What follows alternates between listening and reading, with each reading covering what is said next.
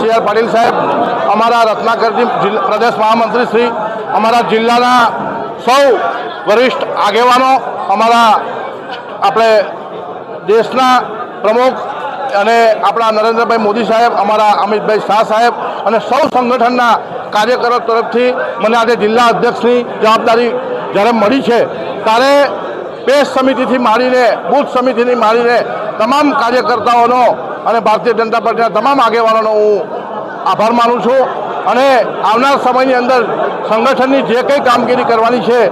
એ અમે અમારા તમામ કાર્યકરો દ્વારા અને અમે સૌ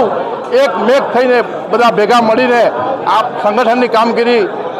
આગળ વધારીશું અને અમારા પંચમહાલ જિલ્લાનું નામ આખા દેશની અંદર રોશન કરે એવી રીતે આ જિલ્લાને લઈ જવા માટે પ્રયત્ન કરીશું।